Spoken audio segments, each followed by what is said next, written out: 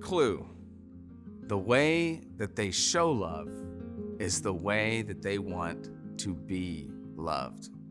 Maybe you've noticed in a relationship with your children, or even within the context of your marriage, you feel as though you are loving that other person to the very best of your ability, and yet you have this sense, for some reason, it's kind of falling short, falling flat, or kind of disconnected. Maybe those that are around you have that same sense and they're not quite sure why. It's not a matter of what's in your heart and your sense of commitment and love and care and compassion for that person, but the way that it's expressed, the way that it's coming out, the way that it's connecting seems to be off. You know, there's a clue in how we're all kind of wired to love one another, and that sometimes the way that we love others, the way that the people around you show you love, can give you insight as to how they want to be loved. You know, there are 5 love languages typically that we think of when we talk about loving and showing love to one another and how we express that. And maybe you're familiar with that, or maybe this is a completely new idea for you. But they're outlined as following: touch, quality time, gifts, words of affirmation, and service.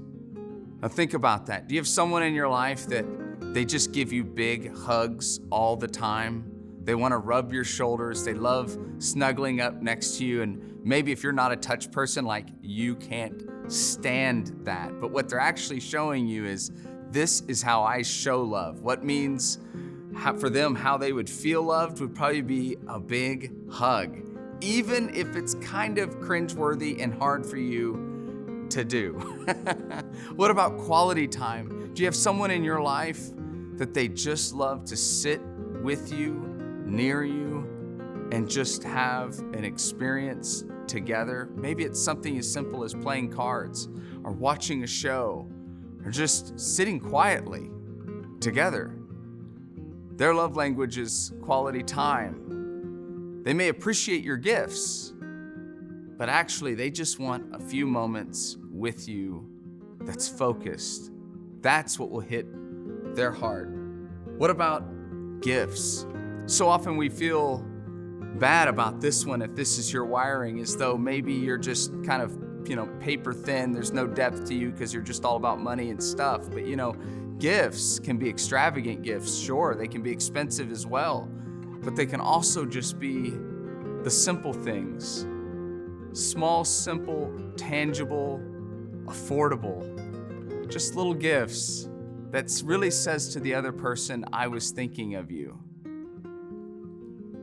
A card, a letter, a rose, anything. If you have people in your life that do that to you, I know my children, they love to just give me things that they made, little pictures that they made. They're showing me as their father, this means a lot to me. And every so often, one of the things I have to do is I go in and I make them a picture, and it means the world to them. Why? Because that's how they're expressing love to their dad. Now here's another one. Words of affirmation. Do you have people in your life that are constantly telling you how great you are and how much they love you and how much they believe in you? And maybe that's not quite your love language. You appreciate their nice words, but it just kind of rings hollow. What they're showing you is when you respond in kind of words of affirmation and encouragement, that goes right to their heart.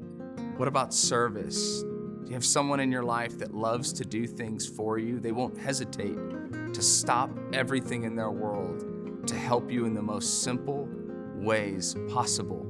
Well, they're showing you love by acts of service. And if you have that person in your life that you feel like for some reason gifts is missing and words of affirmation is missing, but every time you turn around, they're doing something for you. Well, there it is. You want to find a way straight to their heart. Then acts of service is what they need. God made us all so different, needing love and showing love so different. And the challenge before all of us is not necessarily to love others the way that we want to be loved, but actually to seek out what it means to love others the way that they need to be loved. This is the image of Jesus, whose love conquers all and meets us all right where we all are in this life.